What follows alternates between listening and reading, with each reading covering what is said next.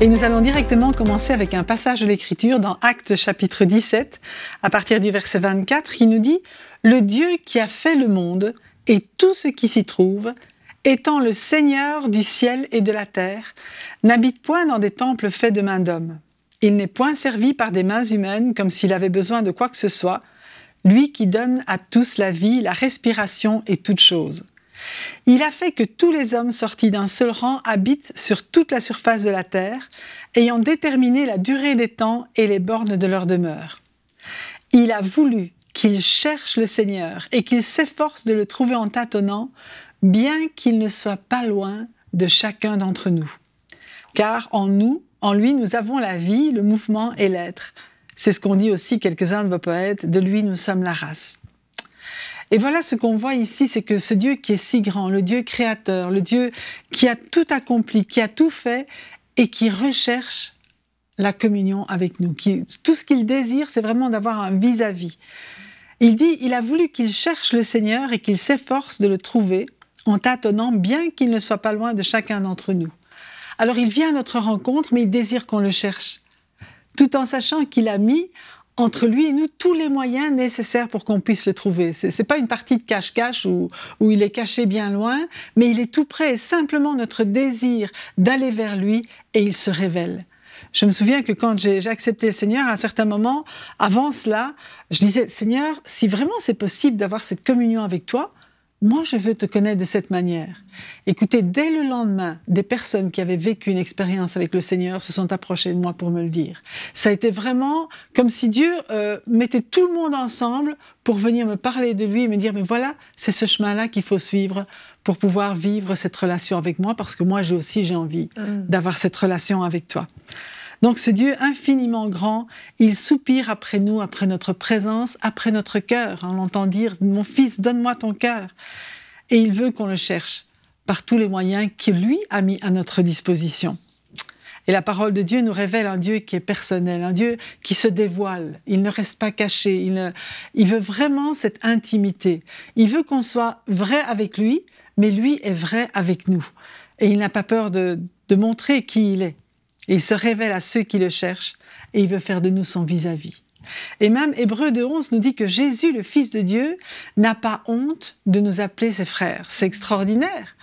On est vraiment frères de Jésus, on est enfants de Dieu, c'est ce qu'il veut, que lui, il est notre papa, mais il veut vraiment qu'on réalise qu'il est un père avec qui on peut avoir cette intimité. Et même, il nous a donné le Saint-Esprit pour nous révéler son amour dans nos cœurs. Le psaume 145, 18 nous dit « L'Éternel est près de tous ceux qui l'invoquent ». Il est près, il est proche de tous ceux qui l'invoquent, avec sincérité.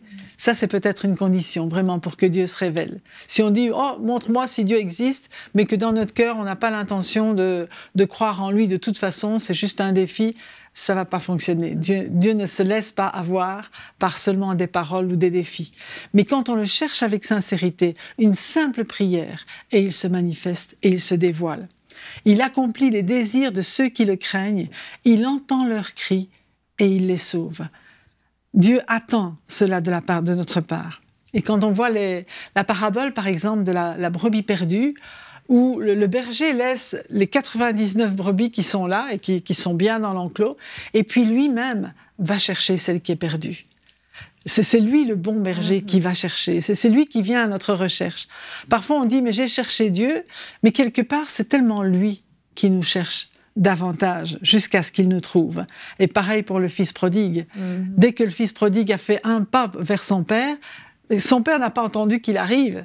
Il a vraiment couru les bras ouverts pour l'embrasser. Et l'attitude de Dieu quand on vient vers lui, c'est exactement ça aussi. Puis il nous dit que nous avons un souverain sacrificateur qui a traversé les cieux. Jésus, il a traversé les cieux pour descendre du Père vers nous, et il a retraversé les cieux avec son sang pour nous sauver, pour nous réconcilier avec le Père. C'est extraordinaire ce que Jésus a fait pour que vraiment cette relation avec le Père soit restaurée, pour que tout à nouveau, comme quand Dieu a créé Adam et Ève, on puisse avoir cette relation. Et il nous dit aussi dans Hébreux 10, 19, « Ainsi donc, frères, nous avons au moyen du sang de Jésus une libre entrée dans le sanctuaire par la route nouvelle et vivante qu'il a inaugurée pour nous au travers du voile, c'est-à-dire de sa chair. et nous avons un souverain sacrificateur établi sur la maison de Dieu. Approchons-nous donc, et c'est vraiment ce que je veux dire à nos amis, approchons-nous donc avec un cœur sincère, dans la plénitude de la foi, les cœurs purifiés d'une mauvaise conscience et le corps lavé d'une eau pure. C'est ce que Jésus a fait pour nous. Il dit, voici, je me tiens à la porte et je frappe. Si quelqu'un entend ma voix et ouvre la porte, j'entrerai chez lui, je souperai avec lui, lui avec moi. J'aurai cette communion. Quelle communion plus intime que de pouvoir manger ensemble, n'est-ce pas? C'est là qu'on se partage tous nos secrets.